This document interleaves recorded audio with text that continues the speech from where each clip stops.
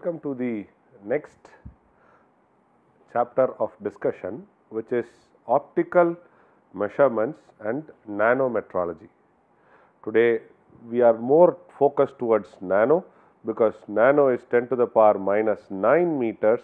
We are trying to have more understanding of material, process, behavior when we look at this very small scales. So, we will try to cover how does the measurement happen at such small scales, and also how is optical measurements going to help us in this measurements field. So, the content of discussion is going to be introduction, followed by it we will have optical measurement techniques, optical interference, then interferometer, different types of interferometry, and then we will have scales, gratings and recticles, then finally we will have nanometrology to discuss. Let us first try to understand light. Light is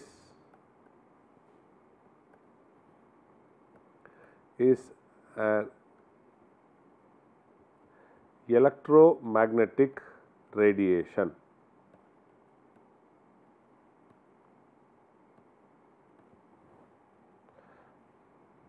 Okay. It falls in the wavelength between 400 nanometer to 700 nanometer. So, the elementary particle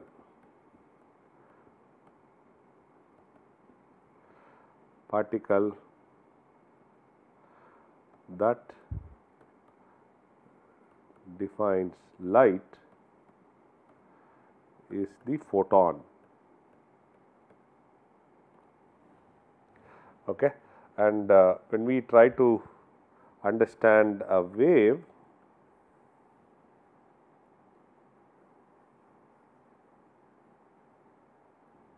so this is called the intensity.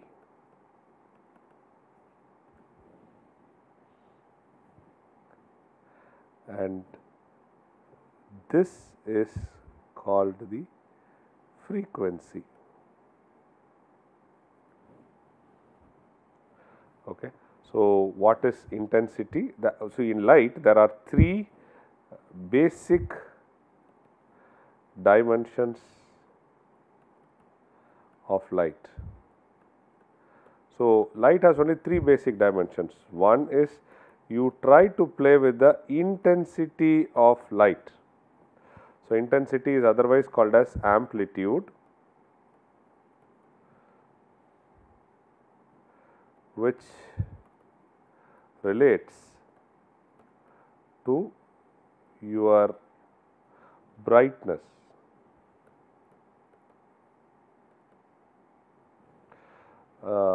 I would say perception, right?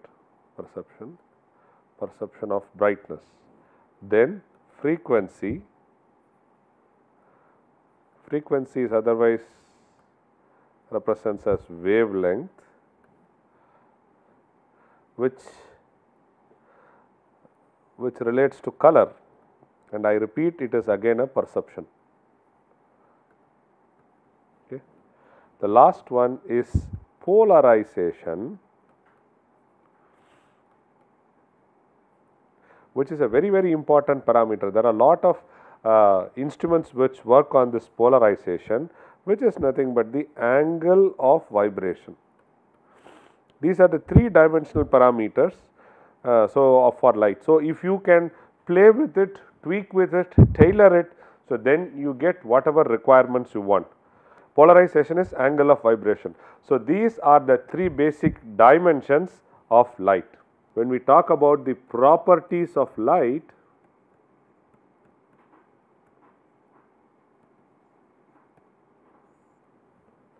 we have reflection,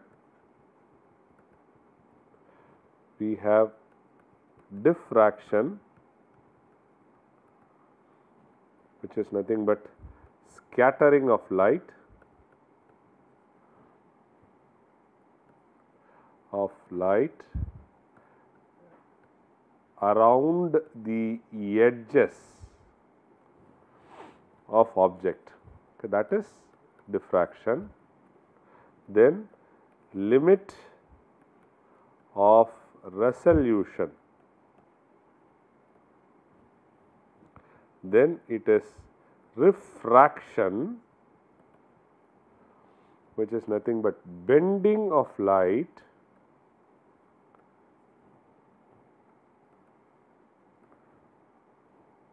when there is a change in medium.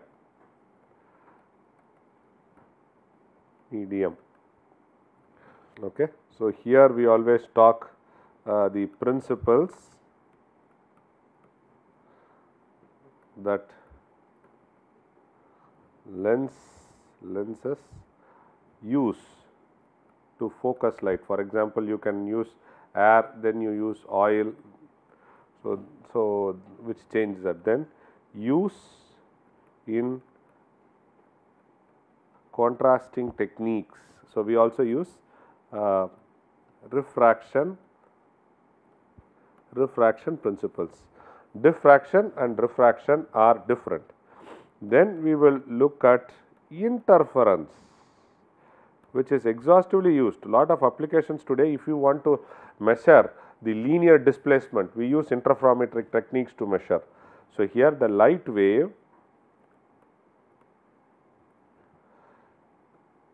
can be subtracted or added so that you get whatever you want. And the last one is polarization, which I said last time also, it is the vibration. So, allowing only light of a particular vibration plane. This is very, very important. Lot of applications are the polarization is used in optical lenses. They are also used in spectacles. So, these two, whatever we have discussed till now, is the basics of light. Light is an electromagnetic radiation, so you can play with it. It falls in the wavelength of 200 nanometer to 700 nanometer. The elementary particle that defines light is photon. So, lasers work on the principle of this photon, energy packets. So, the light can be basically can have basic dimensions are three things. One is intensity, frequency and polarization, and the three principles is the reflection, diffraction, refraction and interference are some of the properties which are used, properties of light which are used for developing instruments for measurements. So, optical measurements provides a simple, easy, accurate and reliable means of carrying out inspection and measurement in the industry. It is predominantly non-contact. So, once it is non-contact, then it gives you a flexibility of measuring very small resolutions. So, it can also be played very easily. For example, you have understood the properties, you can play with the properties to get whatever information you want, and it is very reliable. Okay. Scientists used an interferometer to measure the path difference of light that passes through a tremendous distance in space. We use interferometers. They measure the wavelength of light in terms of meters. They soon realized that it is made more sense to define a meter in terms of wavelength of light. So, first they defined the wavelength in terms of meters, then they started defining a meter in terms of wavelength because it was very accurate. In the introduction, we also have two things which I already discussed. One is refraction, the other one is going to be diffraction.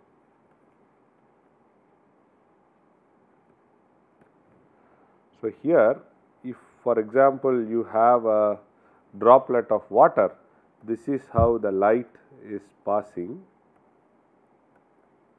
So then what will happen is it will try to pass through and bend. So this is light from source, we will put. This is a medium of low refractive index. So you can see the light bends. So this is called as it is cutaway of the object and then it bends.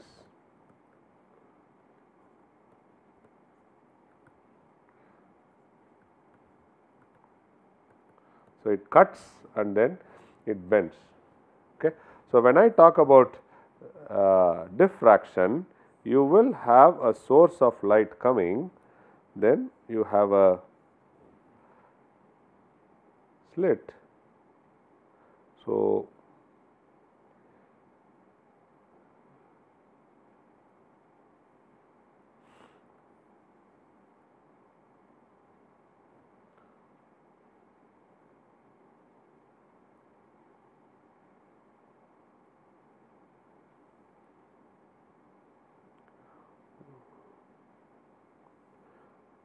you can see light going by.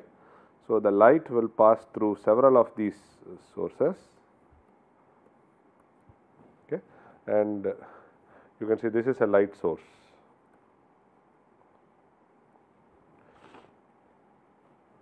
So here what happens is you can have two types of images. One is constructive image. For example, you have one light coming like this, the other light is also of the same thing. So then this is equal to a constructive, you can have added or constructive fringe patterns, and when you want to do subtractive, you can suppose you have two wavelengths of light coming like this and here it is on the other way around. So then what happens when these two are added, so you will always get something like a very low subtractive. So this is subtractive interference pattern which is given, this is additive interference pattern it is given. So you see the wavelength is added, the amplitude is added, the amplitude is subtracted. Okay. With these techniques you can try to play with light. So let us look at a principal device which is a microscope which is exhaustively used, which works on the principle of optics. Microscope in general couples two stages of magnification, the objective lens and then it is there we have one magnification, the other one we will have at close to the eyepiece. Okay. The objective lens forms an image of workpiece at L1 at the stop. The stop frames the image so that it can enlarged by the eyepiece. View through the eyepiece and enlarged virtual image I2 is obtained. So magnifications at each stage multiplies, thus highly effective magnification can be achieved with only moderate magnification at each stage. So the most important thing is magnification at each stage gets multiplied.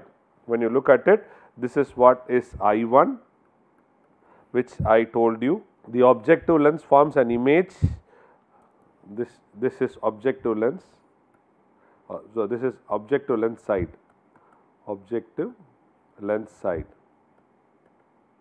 okay. So here you have, so the image, objective lens forms an image of the workpiece at I1 at a stop, then the stop frames the image so that it can be enlarged by the eyepiece. View through the eyepiece and enlargement happens at I2, this is I2, okay, this is I2. So then finally this is the objective lens, and this is your eyepiece. So you try to view like this, this is the stop whatever we have talked about, this is the eyepiece, this is the objective lens and here is a plane and here is the work. So magnification can happen at several stages, thus highly magnification can be achieved only by moderate lenses. Essential features of an optical instrument should have a light source, a condensing lens, a suitable stage or a table to position the work part, then projection optics comprising lenses and mirrors, then screen for viewing, and then measuring and recording devices. These are some of the essential parts of an optical microscope. You can see here an optical microscope. So, an optical microscope, we have this is a light source. So, light source hits it, then there is a beam splitter. So, then it moves towards the workpiece. So, here is a workpiece, and then the workpiece is resting on a table which can go in x and y direction.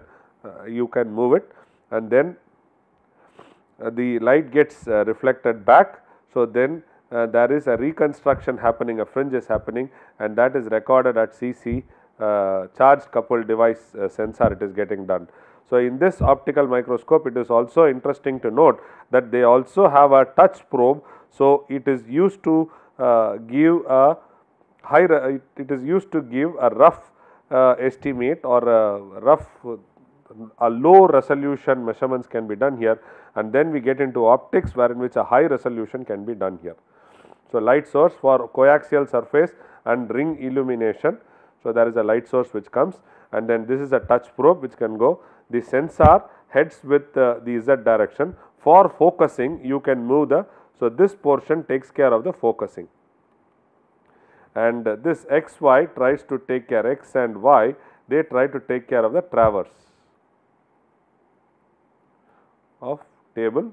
So, that means to say you can measure the entire workpiece. So, this is an optical measurement sensor setup which is used today for measuring the height in nanometer level. Heights can be measured. A simple projector is a basic device used for measuring angles with optical magnification, is one of the most widely used techniques in metrology. However, optics has three major applications. In alignment application, we use optics. In interferometry, we use optics for measuring the distance, and it is also used as absolute standard for length. That is what we measured. The length 1 meter is measured in wavelengths today. So, these are the three other basic applications of optics in measurement. The most commonly used one microscope in the shop floor is tool maker's microscope. Amongst the microscope used in metrology, we are most familiar with the tool maker's microscope. A tool maker's microscope supports a wide range of application, from shop floor inspection and measurement of tools and machine parts to precision measurement of test tools in a measuring room. So, it is used in shop floor for measuring the small deviations, and it is also used in tool room. Okay. So, here it is more predominantly of tools, here the other items we use this tool maker's microscope. The main use of tool maker's microscope is to measure the shape, size, angle and the position of small components. Okay. Here we talk angle accuracy in terms of degrees, the shape depends on the stage what you traverse. Size, what we talk about is, we talk close to 0.01 millimeter. The position of the small components also can be measured by using the tool maker's microscope. It features a vertical support column which is robust and carries the weight of all other parts of the microscope. It provides a long vertical working distance. So, Z, so that means to say you can keep a large workpieces there. The workpiece is loaded on a XY stage which has a provision for translatory motion in two principal directions in the horizontal plane, that is X and Y, and then the micrometers are provided for both X and Y, so that as and when you move you see the micros. So, what they are trying to say is you have a table, so here you will have a micrometer. So, whatever this rotates you can measure it at a very small accuracies. So, this is a typical tool maker's microscope. So, this is the column which tries to take the load. So, here is the clamp. So, this gives you a freedom of this motion up and down. So, you also have a focusing knob. So, this focusing knob and the clamping screw helps you to for height measurement adjustments, and then you have a table. These are the micrometer scales which are there. So, this is for Z measurement, and here you have a X and a Y table for movement. So, this is in micrometer, this is for longitudinal, this is for transverse direction, and here is the illumination. This is nothing but the light source. There is a light source, this tries to fall on the object which is kept here, and then you try to measure it, and then try to see what is the change in shape, size, angle, and even the dimensions of very small components. So, in a tool maker's microscope, you will always for alignment purpose, this is very important, alignment of cross wire in reading. So, you have to measure the flat portion,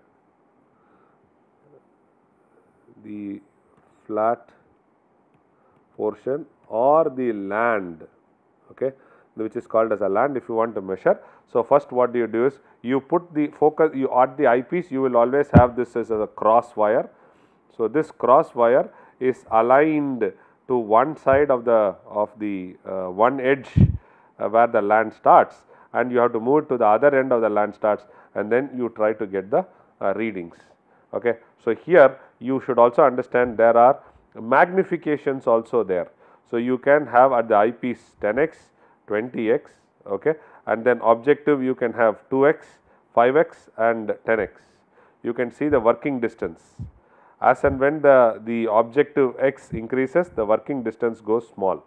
So, this is a very important parameter you should know. When you try to look at very high magnifications, you should understand you are sacrificing the working distance. So, these are the different types of illumination you can have, and more details about the tool maker's microscope. Contour illumination can be done. This type of illumination generates the contour image of the workpiece and is suited for measurement and inspection of workpiece contour. The illuminator is equipped with a green filter. So, now that you can also try to place, I have said 3 basic parameters. One is wavelength, amplitude, and then you have the polarization. If you can play with these parameters, then you can try to get more clarity in the image whatever you have used for measurement. Suppose if there is a workpiece which is too complex in nature, so what we do is we try to make a contour of it, put it in the eyepiece, or have a projector and then have it as a mask there, and then project the screen, workpiece dimension. So, you can easily do comparison and try to also measure the deviations. The surface illumination, this type of illumination shows that the surface of the workpiece and is used in the observation and inspection of the workpiece. So, shows the surface of the workpiece, surface illumination. The tool maker's microscope, what we showed you here is surface illumination. So, instead of this surface illumination, you can have contour illumination, which is the first thing which we discussed.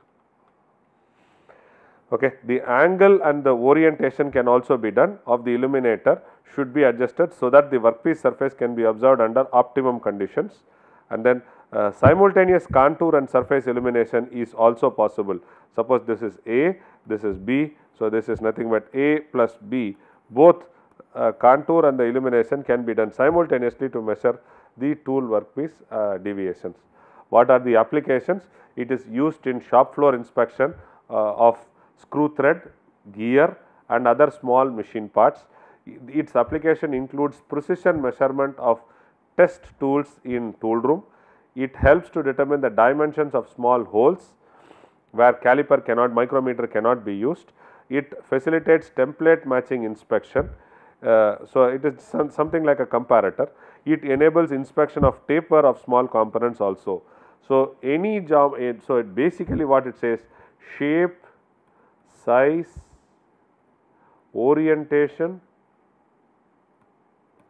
and XYZ coordinates can all be measured using this tool maker's microscope. Thank you.